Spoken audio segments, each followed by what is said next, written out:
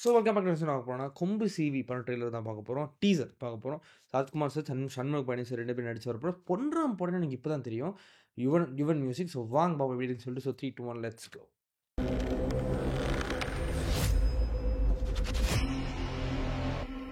ரெண்டு பேரும் சட்டத்துக்கு புறம்பா வெடிகுண்டு தயாரிச்சாங்க.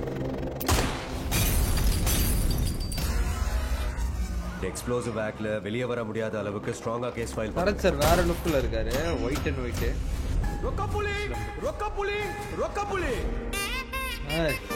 ஓ டாம் ஆட்டிட்யூட் ஆனவங்கள நைஸ். நாங்க அடிக்கிறது இல்ல. சண்டைக்கு வந்தவங்கள நாங்க சரண்டர் ஆக விடுறதே இல்ல. ஹாய் சண்முக பாண்டியன் விஜயகாந்த். 2 பேரும் குண்டு தயாரிச்சீங்களா? ஆமாங்கய்யா. யார் மேல போட, எங்க போட? பாகிஸ்தானுங்கயா. இன்னைக்கு காஷ்மீர்ல குண்டு போட்டுவே, நாளைக்கு காமகாபட்டியில குண்டு போட்டு என்னையா பண்றது? நான் ஒரு ஆளை தூக்கணும்னு முடிவு பண்ணிட்டா எவ்வளவு வெயிட் ஆனாலும் தூக்கிடுவோம்ல. நமக்கு ஒரு காரியம் ஆகணும்னா மன்னிப்பு கேட்கல தப்பே இல்லை. பக்கா entertainment, village rural entertainment. Police ஸ்டேஷன்ல குண்டு பேசுறோம்ல சார். அதுக்கு திரி கொடுத்தவனே அவன் தான் சார்.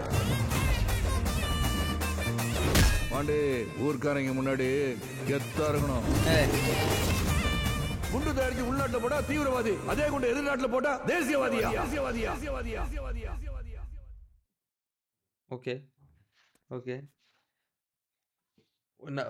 எனக்கு என்னன்னா அது பொன்றாம் படம் எனக்கு தெரியாது. ஓகே, பொன்றாம் படம் தெரியாது. நான் ரொம்ப ஜென்ரிக்காக வந்தேன். நான் டக்குன்னு ஓகே செம்ம சீரியஸான ஒரு படமாக இருக்க போகுது அப்படின்னு நினச்சி தான் வந்தேன். இது டைட்டில்லாம் பார்த்து இவங்க 2 பேரும் மோதிக்க போகிறாங்க அப்படின்னு சொல்லிட்டு.